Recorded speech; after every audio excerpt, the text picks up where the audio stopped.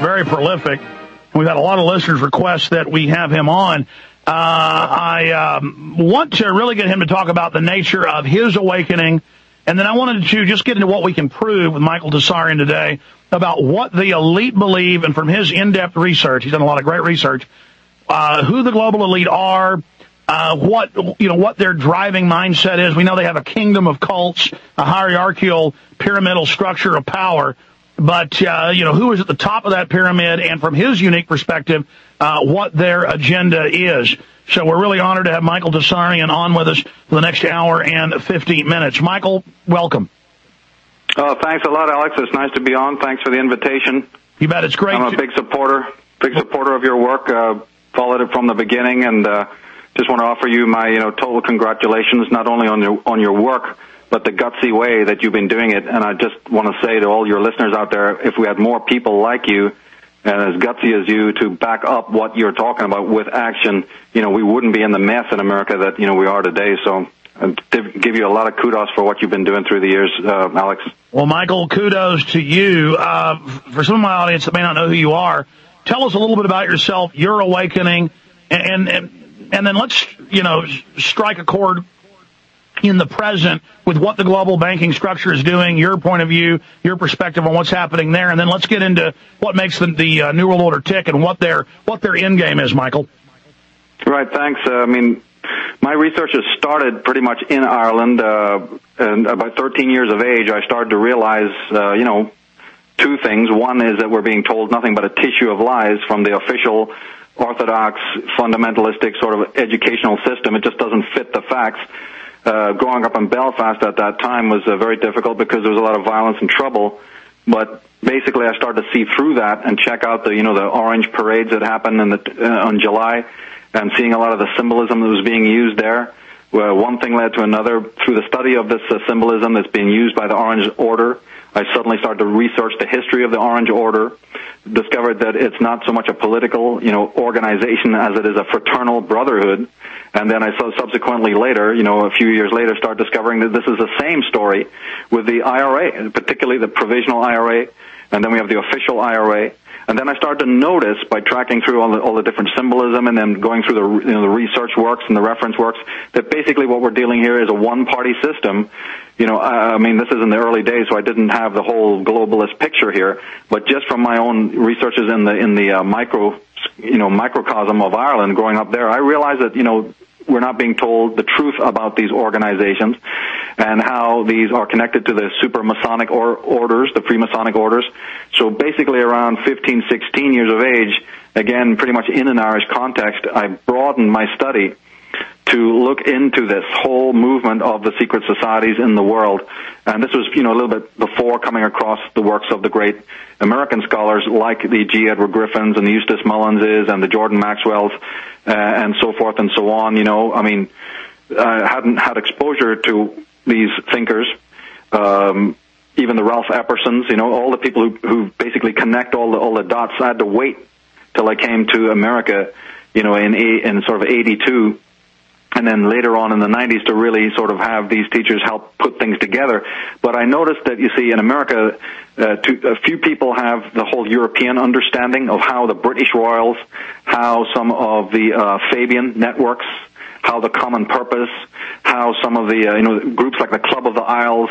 And this connects again with high-level Freemasonry, not only Scottish Rite Freemasonry, but like I say, the Orange Order, the orders that are behind the IRA, like the Irish Republican Brotherhood, the Ancient Order of Hibernians, the Green Ribbon Society, the Clan na Gael, all from an Irish context.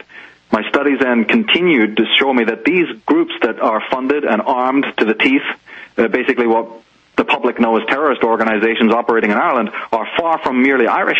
These groups are connected to the international, you see, underground of the entire Black Hand, meaning the entire terrorist network that's been running on this planet. And that's used to destabilize and frighten the public into accepting the state dominating them. And it's even come out in mainstream news now that the IRA and the Orange, the Protestants at the highest levels, were really meeting and working together, and that they were all basically British and international intelligence, just completely staged. On a very high level. See, again, when you point your finger in this direction, people, they sort of poo-poo that. They can't see that because they've been so brainwashed.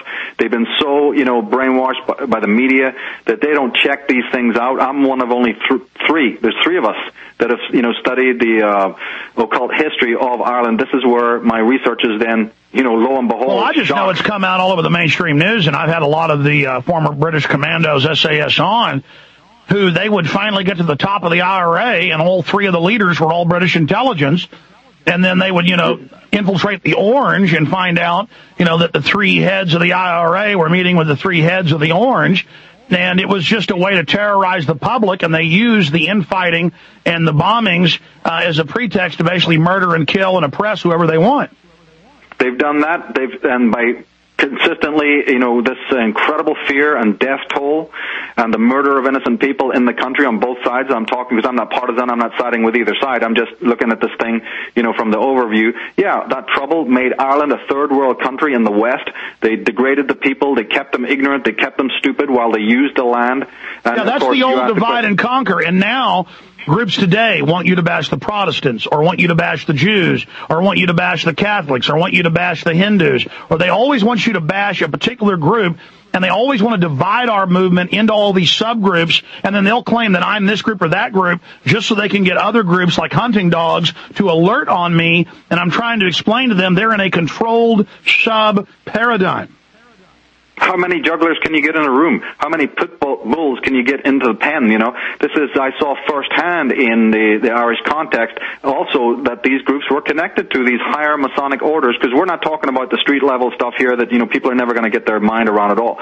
But anyone who studied the British system and how these clubs and these organizations, fraternal orders, are networked into these terrorist organizations, how they fund them, how they meet at the top, like you say, behind the so-called lodge door, that not a single one of these distinctions, not a single one of these biases that people are willing to die for in the streets. You see, this is what I saw in Ireland. Whether you're Jew or Muslim, you're Christian or not, or whether you are Protestant or Catholic, or whether you are rich or poor, or whether you are conservative or labor. You see, all these divisions that people are just enmeshed in the outer world. I started to learn that this doesn't mean a damn behind the lodge door. There's a totally different agenda, and that's how my research is into deeper matters, into the whole occult symbolism that these people are using and their occult origins. And really, it's a gang. And of course, most Masons are well-meaning, good people. They don't understand that the higher levels of their order, have been used as a vehicle for secret intelligence agency operations. Is basically what's happening. And the New World Order goes to like a wardrobe with a Catholic outfit, a Jewish outfit, a Muslim outfit, a Protestant outfit, and they just put that cloak on, and that's why it's so hard to get after them. But we know the overriding thing they want, they say they're trying to get rid of government, but really they create the mega state through which they can control the society. And I'm very concerned about what you just said about the fact that we have to start appealing. I mean, my main message is for the complete disbandingment of all secret societies. I don't belong to any secret society, never have done.